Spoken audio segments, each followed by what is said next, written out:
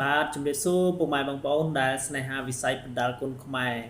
បាទដៃគូពេជ្រសម្បត្តិលើកនេះបងប្អូនអើយបាទគ្រាន់តែខ្សែក្រវ៉ាត់9គ្រឿងបាទ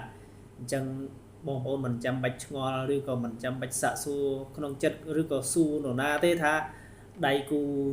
ពេជ្រសម្បត្តិមួយសានេះខ្លាំងឬក៏មិនខ្លាំងបាទជារបស់ពិតឬមិនពិតបាទមិនចាំបាច់សួរទេបងប្អូនគ្រាន់តែសម្លឹងឃើញខ្សែក្រវ៉ាត់ដែលគាត់ស្ពាយដែលគាត់ពាក់ជាប់នៅនឹងខ្លួនហ្នឹងបងប្អូនណាបាទក៏យើងអាចប៉ាន់ស្មានបានដែរថាគាត់ជាកីឡាករកម្រិតណាបាទហើយឈ្មោះគាត់គឺCarloso បាទជាដៃគូរបស់ពេជ្រសម្បត្តិនៅថ្ងៃទី7ខែ10ឆ្នាំ2025ខាងមុខនេះបាទនៅឯ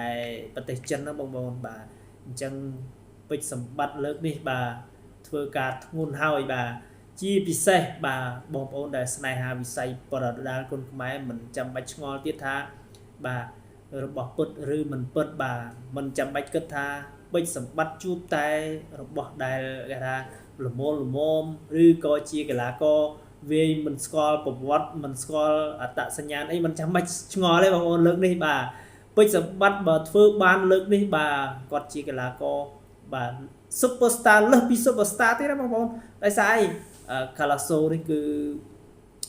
គេហៅថា Superstar ប្រចាំនៅហុងកុងបងប្អូនបាទអញ្ចឹងបើសិនជាគាត់ជួបជាមួយនឹងដៃគូគាត់ម្នាក់នេះហើយគាត់ធ្វើបានល្អគាត់អាចផ្ដួលឲ្យដៃគូសន្លប់នៅឯទឹកដីហុងកុងទៀតបាទគុណខ្មែរយើងល្បីកាន់តែខ្លាំងថែមមួយកម្រិតទៀតបាទនៅឯទឹកដីហុងកុងនេះហើយបាទអញ្ចឹងជូនពរពេជ្រសម្បត្តិឲ្យគាត់ធ្វើបានល្អបាទនៅថ្ងៃទី7ខែ10ឆ្នាំ2025ខាងមុខបងប្អូន